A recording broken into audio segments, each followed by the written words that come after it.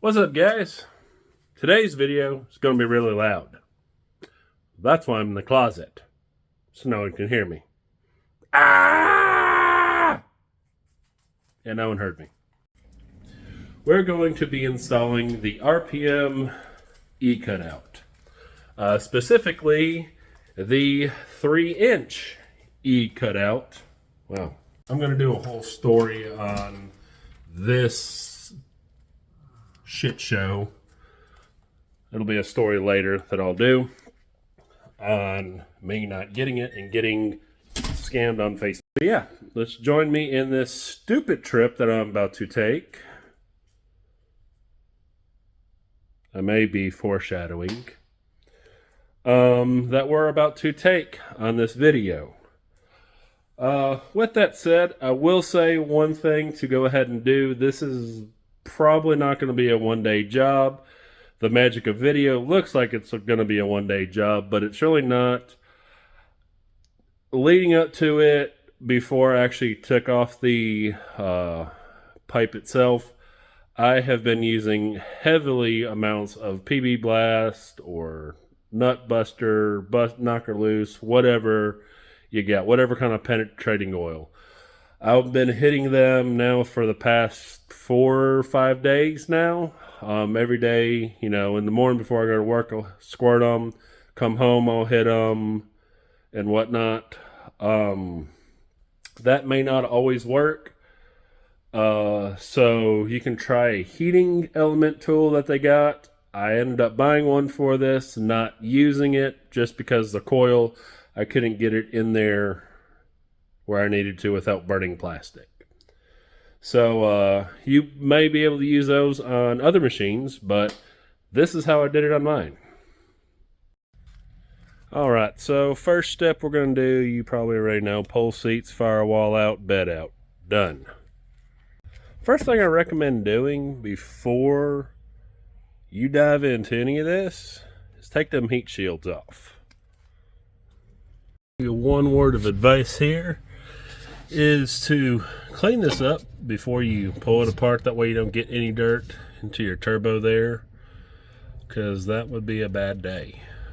Hit it with some brake clean it up, and then now I've got some Knocker Loose, Nut Buster, whatever, to help break those free. Alright, well, finally got all my heat shields off. Save you the disparity, and that may be comedy for you of watching me get my ass kicked by those heat shields.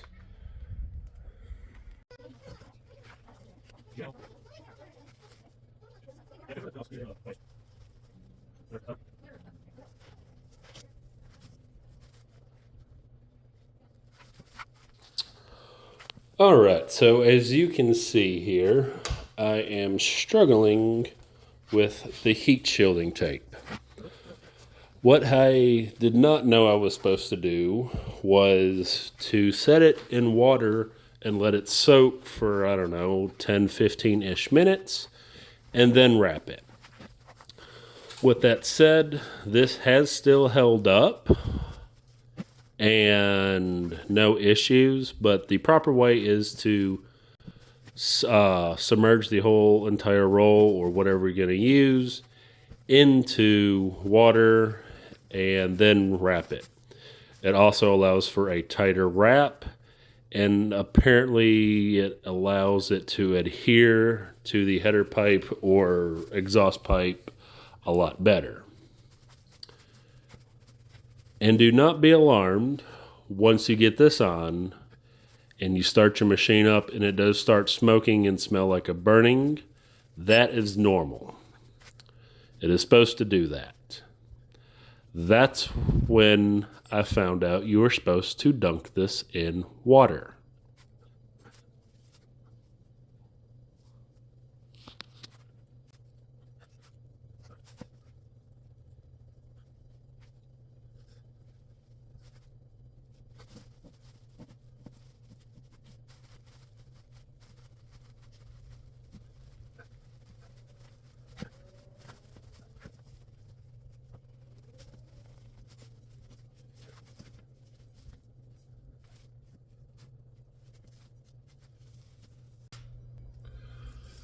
Well, that was fun. Like my arms are all itchy now. My legs are itchy. Probably got on my forehead now. I just changed shirts and shorts. Yeah, I don't recommend doing this in short sleeves and shorts unless you just like to be completely itchy at all times. So now we're going to run our wire in, and then we're going to put our exhaust on. This should be ready to be nice and loud.